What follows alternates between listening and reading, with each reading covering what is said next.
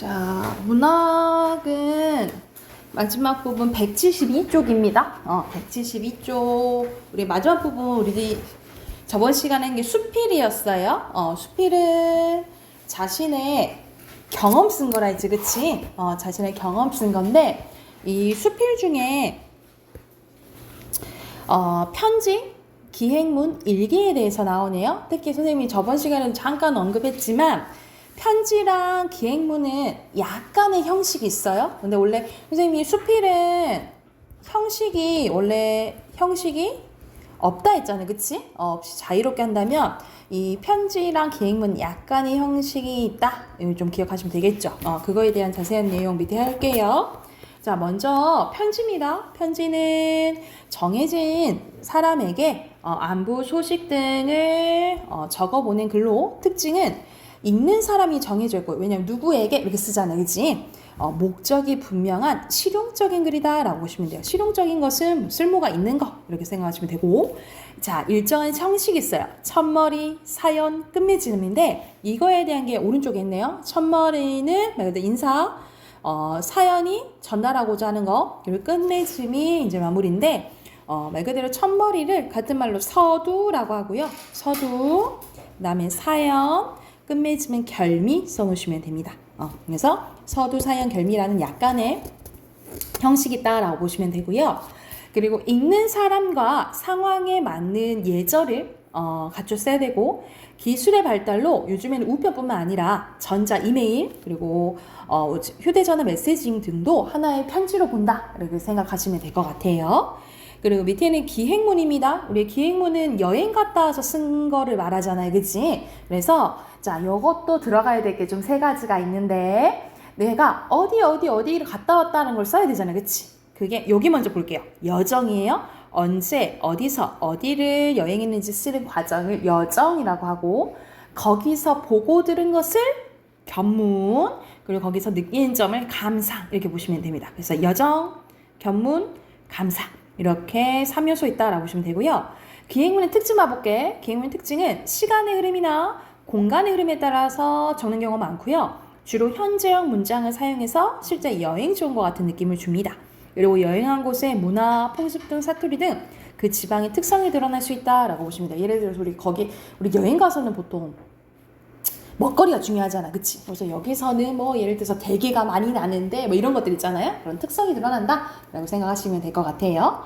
그리고 마지막에 일기는 날마다 겪은 일을 쓴 거죠. 그래서 독자를 위해 쓰는 글이 아닌 자신을 위해서 쓰는 비공개적인 글이고, 왜냐면 보통 나만 보잖아요. 그치? 누가 이제 뭘 볼 수도 있겠지만, 그리고 하루를 돌아보는 반성적인 글이다 라고 생각하시면 될 것 같아요. 간단하죠? 오른쪽에 8문제 있네요.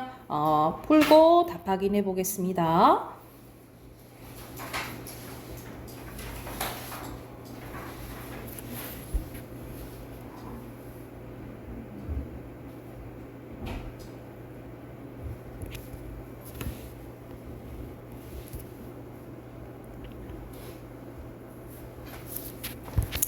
자, 1번 보면요. 여기서 너무 딱 써져 있다. 편지라고 나오죠. 그쵸?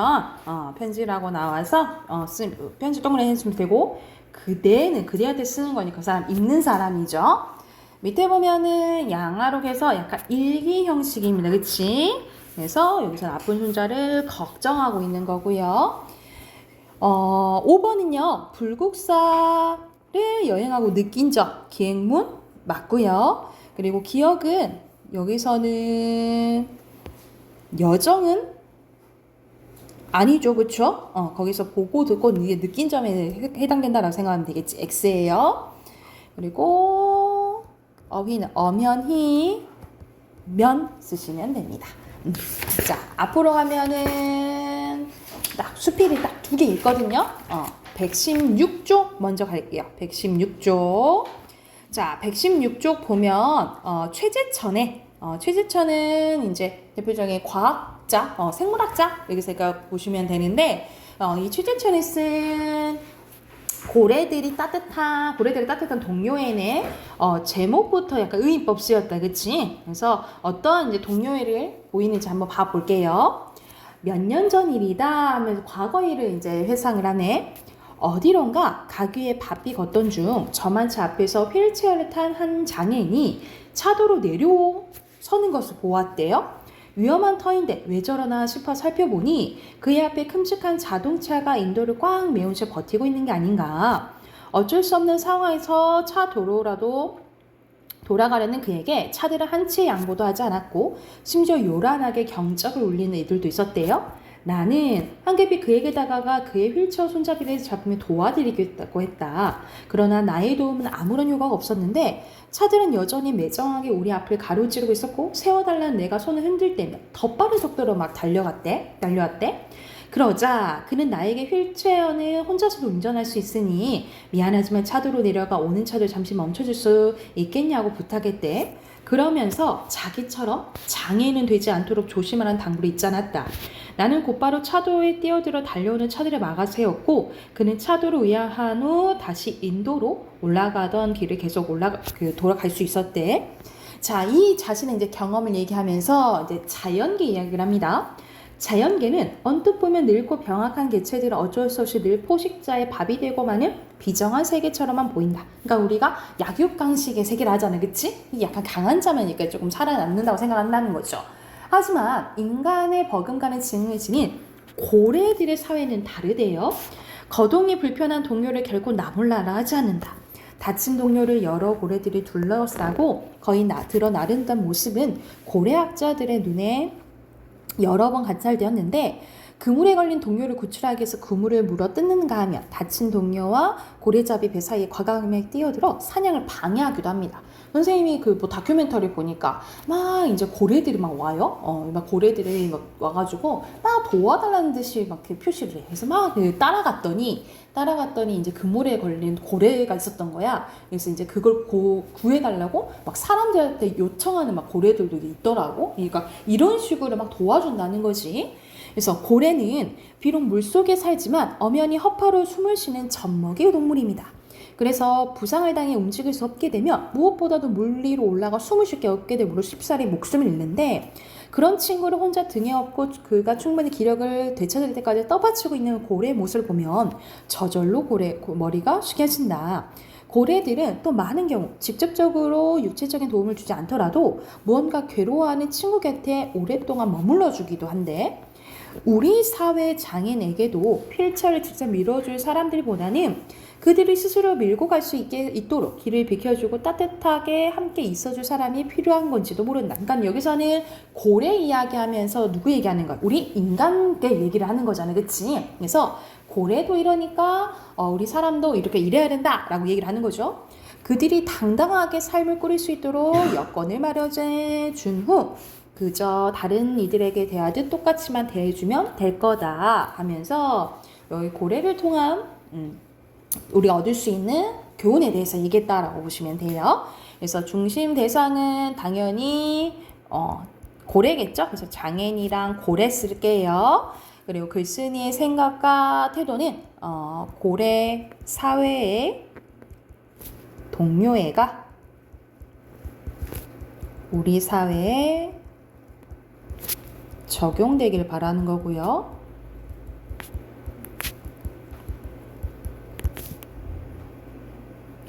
서술상의 특징은 인간 사회와 고래 사회를 비교했다 라고 보시면 되고 주제는 우리 사회에 필요한 고래들의 동료애입니다. 주제 쓰시고 뒤로 넘겨서 세 문제 바로 풀어볼게요.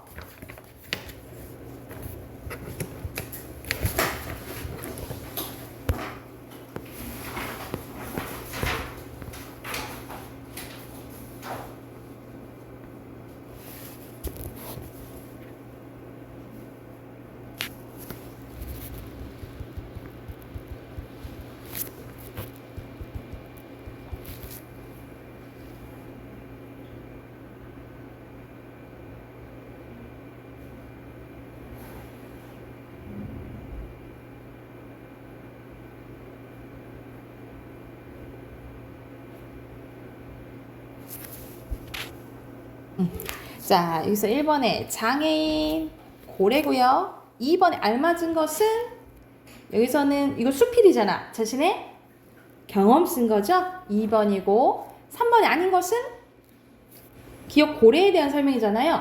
고래는 동요를 나몰라하지 않는다 했잖아요. 그치? 2번입니다. 자, 뒤로 넘겨서 마지막 수필 봐볼게요. 여기서는 정약용의 남의 도움만을 기대하지 말라라는 요거는 아들들에게 하는 편지입니다. 여기는 편지인데 어떤 내용을 전하는지 봐볼게요. 너희들은 아들들한테 얘기를 하는 거야. 편지에서 항상 버릇처럼 말하기를 일가 친척 중에 한 사람도 불쌍히 여겨 돌봐주는 사람이 없다고 탄식하더구나. 더러는 삶이 험난한 물길 같다느니 꼬불꼬불 길고 긴 험악한 길을 살아간다고 한탄하는데 이는 모두 하늘을 원망하고 사람을 미워하는 말투니 큰 잘못이다. 이렇게 원망해서는 안 된다라고 얘기를 하는 거야. 전에 내가 벼슬 하고 있을 때는 근심할 일이나 질병에 고통이 있으면 다른 사람들이 돌봐주게 마련이어서 날마다 어떠시냐는 안부를 전해오고 약도 주고 양식까지 보내주는 사람도 있어서 너희들은 익숙해져 있을 것이다. 너네들은 이제 받는데 지금 익숙해져 있다라고 얘기하는 거지. 그래서 지금도 항상 은혜를 베풀어줄 사람을 바라고 있으니 가난하고 힘든 현실을 망각하고 있는 것이다. 예나 지금이나 남의 도움만을 바라면서 사는 법은 없다라고 이 사람이 이제 하고 싶은 말을 읽은 거야. 오늘날 이처럼 집안이 망하긴 했으나 아직도 다른 일가에 비하면 오히려 형편이 나은 편이다. 다만 우리보다 못한 사람을 도와줄 여유가 없을 뿐이다. 남을 돌볼 만한 여유가 없지만 그렇다고 극심하게 가난하지도 않으니 굳이 남의 도움을 바랄 필요는 없지 않겠느냐. 마음속으로 남의 은혜를 바라는 생각이 버린다면 저절로 마음이 평안하고 기분이 화평스러워져 하늘을 원망하거나 사람 미워하는 잘못도 없어질 것이다. 여러 밥을 해먹지 못하는 집도 있는데 너희들은 그런 집에 쌀대라도 퍼다가 굶주림을 면하게 해주는지 모르겠구나. 눈이 쌓여 쓰러져 있는 집에는 장작개비라도 나누어줘 따뜻하게 해주고 병들어 약을 먹어야 하는 사람들에게 한 푼의 돈이라도 쪼개어 약을 지어 일어날 수 있게 도와주고 가난하고 의로운 노인이 있는 집에는 때때로 찾아가 따뜻하고 공손한 마음으로 공경해야 하며 근심 걱정이 쌓인 집에 가서는 그 고통을 나눠주고 잘 처리할 방법을 한번 고민할 것이다. 그래 너희들은 그것을 잘하고 있는지 궁금하구나. 이런 일도 하지 못하는데 어떻게 너희들이 위급할 때 다른 집에 서겁지고 달려와 주는 걸 바라겠느냐. 그래서는 안 된다는 거죠. 그러니까는 하지도 않고 자기 바라면 안 된다 이 말이지. 그치? 남이 어려울 때 자기는 은혜를 베푸지 않으면서 남이 먼저 은혜를 베풀기만을 바라는 것은 잘못이다 라고 얘기하는 거예요. 이유로는 항상 공손하게 마음을 다하여 다른 일가들의 마음을 얻는 것에 힘쓰고 보답을 바라는 생각을 갖지 않도록 해라. 훗날 너희들의 걱정거리가 생겼을 때 다른 사람들이 보답해 주지 않더라도 이해하고 용서하는 마음으로 그분들이 마침 도와줄 수 없는 사정이 있거나 여유가 없는 모양이구나 생각해라. 그러니까 말 그대로 도와주지 않는다고 원망해서도 안 된다 이 말이지. 그치? 나는 지난번 이렇게 해줬는데 저든 이렇게 한다니 하고 농담으로도 하지 말아야 된다는 거야. 근데 우리는 사람이 그렇잖아. 나는 이렇게까지 했는데 얘는 이렇게 안 해주네? 그러면 약간 서운한 마음이 들잖아. 그치? 근데 이런 마음도 이제 갖지 말라라 이 말이야. 만약 이런 말이 한 번이라도 입 밖에 나오게 된다면 지난날에 쌓은 공덕이 무너지는 거다 라고 하면서 오히려 이제 남이 해주기를 바라지 말고 그리고 이제 자기가 해줬다고 해주기를 또 원해서도 안 된다 이 말이라고 생각하시면 될 것 같아요. 그래서 여기서는 이제 정약용이 그러니까 너희들 아들들에게 이야기해주는 이제 편지고요. 글쓴이의 생각은 여기 조금 긴데 잘 정리해볼게. 여기서는 좀 줄여줄게 쌤이. 다른 사람을 도울 때 보답을 바라거나 도움을 받기를 바라지 말아야 한다. 꼭 강조하고 있고요. 정호 안 쓰나요? 그리고 서술상의 특징은 질문의 형식, 질문의 형식으로 뭐 하지 않겠느냐? 이렇게 뭐 얘기하잖아요. 질문의 형식으로 너희들에게 이제 편지를 쓴 거고요. 주제는 남의 도움을 기대하지 않는 마음의 중요성입니다.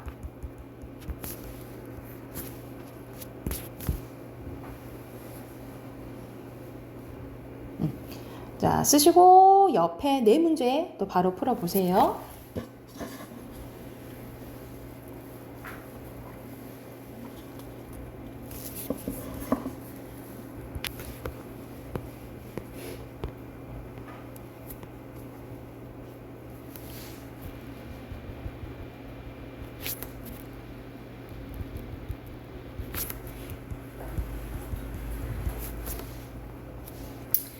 자,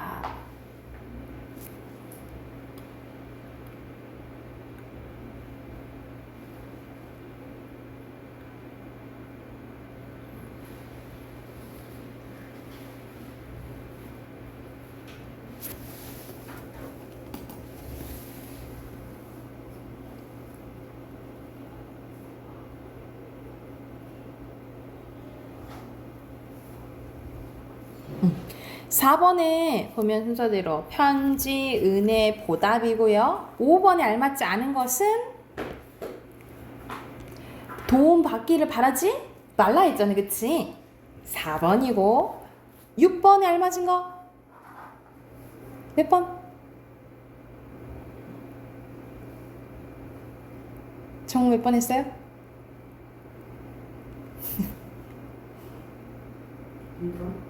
3번? 여기서 기억은 뭐야? 그 바라겠느냐? 그래서는 안 된다. 질문의 형식이잖아, 그치? 네, 질문의 형식이 있다 했잖아. 그럼 몇 번이죠? 4번이고 그리고 7번에 관련 없는 거 마지막 입니다. 됐나요? 오케이. 문학 끝났고 비문학 펴서 마지막 거 쭉 풀게요. 154쪽입니다. 154쪽 끝까지 문제 풀고 같이 한번 봐볼게요.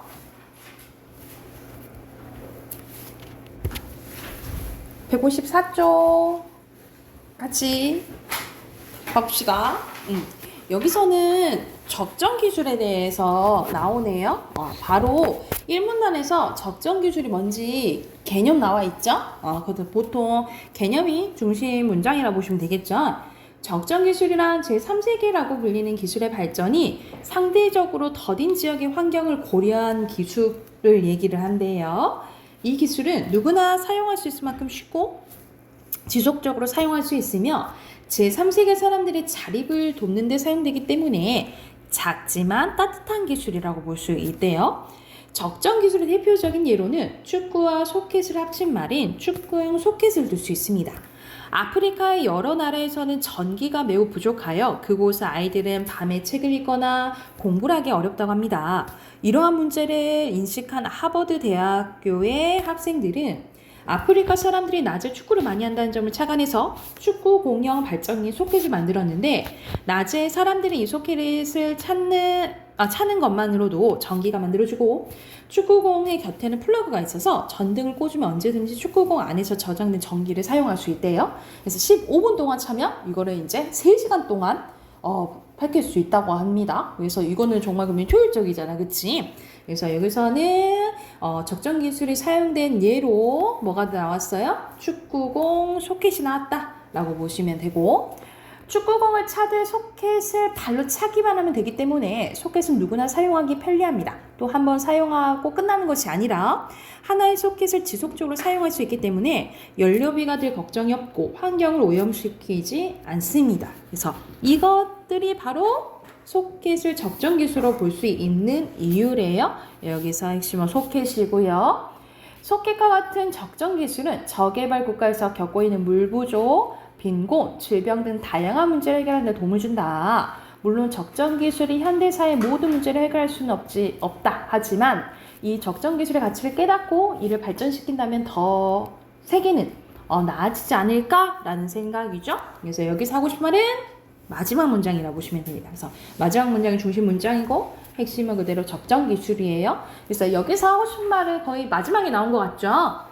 그래서 4문단이 중심 문단이고 요약은 적정 기술의 긍정적 효과와 가치라고 보시면 되고 주제는 적정 기술의 개념과 사례예요.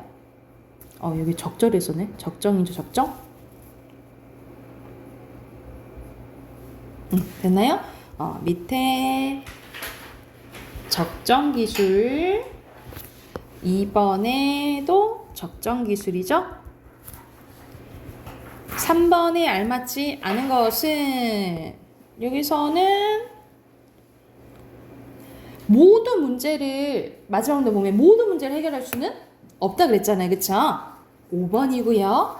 그리고 4번에 여기서는 소켓이 예지. 그치? 그러면 구체적인 예 맞고 그리고 첫 번째 문단 보면은 적정 기술에 대한 개념 나오잖아요. 그쵸?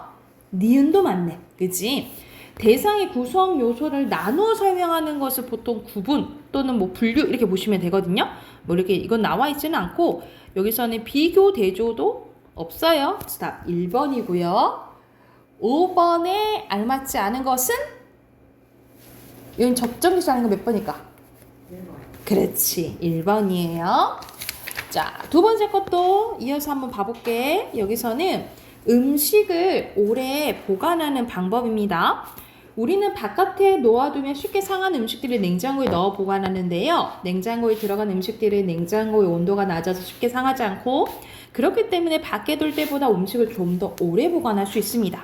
그렇다면 냉장고가 없던 시절에 어떻게 보관했을까? 하고 의문 제기한 거야. 그래서 의문 제기한 마지막 문장이 중심 문장이고요. 핵심은 냉장고입니다. 우리 조상들은 무더운 여름을 대비하고자 뭘를 만들냐면 석빙고를 만들었습니다. 석빙고는 일종의 얼음 보관 창고로 겨울에 이렇게 이제 얼음을 갖다가 보관해 둔 거야. 그래서 우리 조상들은 이곳에 보관해 놓은 얼음을 한여름에 조금씩 꺼내 사용해서 여름을 보냈다고 합니다. 또 신선하게 음식을 보관하기 위해서 땅속에 항아리를 묻어 음식을 저장하기도 하고 그렇게 하면 땅의 위쪽보다는 그래도 땅속에 이제 온도가 낮으니까 조금은 시원하게 보관할 수 있었다라는 내용이네요. 그래서 여기서는 냉장고 대신인 석빙고 이야기가 나오고요. 또 여기서 중심 문제 하나 더 있거든요. 왜냐면 석빙고 말고도 저장한다 그랬죠. 그렇지? 그래서 여기도 있죠. 여기도 중심 문장이에요. 그리고 핵심어 항아리 여기도 추가적으로 표시할게요. 그렇다면 우리가 사용하는 냉장고는 땅속에 있는 것도 아닌데 어떻게 늘 차가운 것일까? 주사를 맞기 전에 알코올을 묻힌 솜으로 몸을 닦으면 알코올이 날아가면서 금세 그 부위가 시원해지는 느낌을 받게 됩니다. 알코올이 공기 중으로 날아가며 우리 몸에 열을 빼앗는 것처럼 액체 상태였던 물질이 기체 상태로 변할 때 주위에 열을 빼앗는데 이걸 뭐라고 한다는 거야? 기화라고 한다는 거야. 그래서 이 냉장고는 이 기화의 원리를 이용한 거래요. 여기서 핵심어 냉장고고요. 자, 또 안쪽에는 꼬불꼬불한 냉장고 안쪽에는 꼬불꼬불한 관이 있는데요. 이 관 속에는 액체 상태의 물질이 들어있는데 이걸 냉매라고 한대. 냉매는 냉장고 속의 관을 따라 돌아다니며 냉장고의 안의 온도를 시원하게 해준대요. 핵심은 여기서 냉매입니다. 그래서 윙 하는 그 소리가 냉매가 돌아다니는 소리래. 우리 조상들의 땅 속에 항아리부터 오늘날 냉장고에 이르기까지 사람들은 음식을 좀 더 오래 보관하기 위해 다양한 도구를 활용했었는데요. 냉장고가 돌아가는 소리가 시끄럽다고 인상을 찌푸리기보다는 음식물을 보관하기 위해 냉장고가 우리 위해 열심히 있다고 생각하자. 요 내용이네요. 그래서 중심 문장은 첫 번째 문장으로 볼게요. 그리고 핵심어는 보관입니다. 그래서 여기도 중심 문단 마지막 문단이에요. 5문단이고 5문단 요약은 음식을 보관하기 위한 노력 쓰시면 되고 주제는 음식물을 오래 보관하는 방법입니다.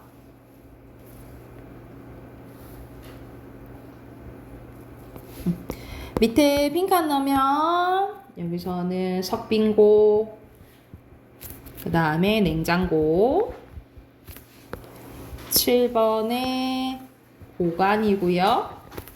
8번에 여기서 적절한 것은 우리가 냉장고의 원리 얘기하잖아. 냉매 막 이렇게 얘기 나왔잖아. 그치? 3번이고요. 9번에 알맞지 않은 것은 여기서는 그치. 기화는 액체가 기체로 변할 때잖아요. 바뀌었죠. 그쵸? 2번이고 10번에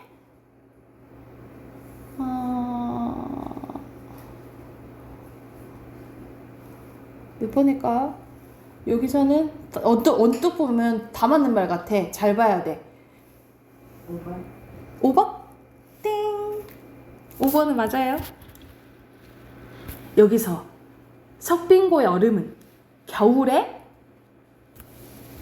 얼음을 떼다가 저장해 놓은 거야. 미리 마련해 둔 거 아니에요. 미리 마련해 둔 거 아니고 갖다가 넣어 놓은 거라고 했지, 그치? 3번이에요. 뒤로 넘겨서 어휘 마지막 봐봅시다. 1번에 고려, 2번에 애쓰다, 그리고 3번 순서대로 니은, 리을, 그 다음에 기역, 디귿이고요. 그 다음에 7번에 지속적, 8번에 우수성, 그리고 9번부터 순서대로 1, 4, 2, 3이고요. 그리고 13번에 차관, 14번에 저개발, 15번에 보관. 됐나요? 여기까지 하고 오늘까지 선생님이 그 한글 창제 있잖아요. 한글 창제 문제 풀고 다음 주 우리 바로 벌써 월말이거든요. 다음 주 일요일 날 월말 평가 볼게요. 아셨죠?